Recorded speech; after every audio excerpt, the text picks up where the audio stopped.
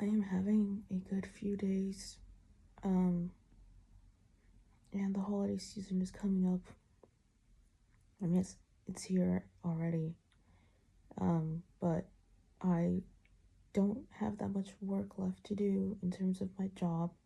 Like I have like one more day of work left until I've taken the rest of the year off, which I think will be very helpful and beneficial for me. I'm gonna do a lot of cleaning, um, and reorganizing and just getting my like physical space ready for the new year and getting myself ready for the new year. I'm doing like a DEXA scan, which is something that like tells your body composition, and that'll be a great bookend for my continuing my body recomp. So I'm excited for that. I'm reading How to Win Friends and Influence People, and yesterday another book came in that I've been waiting for a while, How to Stop Breaking Your Own Heart. So I'm excited to read, and all of these things that I'm planning, right? It's just that 2025 happens to be happening soon, but it's not why I'm doing that. I mean, it is helpful, an arbitrary calendar year where I can make a whole change, right? Because people are define certain things, aspects of their lives, right, by a calendar year, a set of 365 or 366 days. And it can be helpful, but also you kind of just like grouped these a large number of days together and decided to, I don't know, rate that experience. Maybe that's why I really like anime, because even though they have seasons, they might have like long seasons, they also have arcs.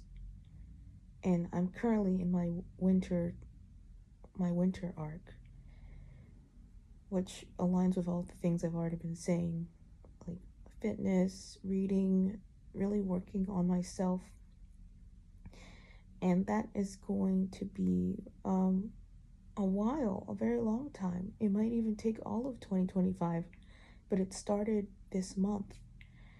Um, I'm also trying to not talk about myself so much to other people. Maybe this is why I make this channel. Um, I've just been in a lot of crises the past couple months, just like a lot. And there's some things I haven't told people, but I've told a lot of people a lot, mainly because I needed help to process, to understand the situation. I just needed someone to listen to me. Um, but I don't have to overshare. It is a push and a pull, because you should want to share things with your friends. They're your friends, they want to hear about you, and they want to help you with things. Also, you should give your friends some space, because sometimes they don't always have the capacity to hold all of that for you. It's a push and pull. Um, I don't know if I am doing that. It's part of my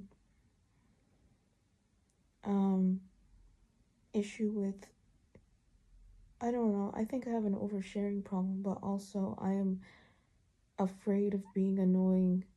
So there can be times where I give a lot of information and times where I don't give any information at all, because I'm afraid of bringing it up and seeming like the difficult person. Um, and that's a trauma response. Both of them are trauma responses. I think that, you know, I'm learning to find a balance, but I think it in also with finding a balance is like, oh, I could, if I text a friend, I could probably be like, hey, can I like um vent for a second? And if they say yes, then that's permission for me to vent, right? Or I think also just focusing on my mental health and working towards having better outlooks on things will reduce the amounts of time that I kind of go to people frantically. And then also having this channel maybe will help because and journaling because if I'm these are the first things I go to, then maybe that reduces, I don't know, how I get to process things before I reach out to people. um I've just been feeling um just better about how things are going. Like I can't I don't know if I can remember feeling this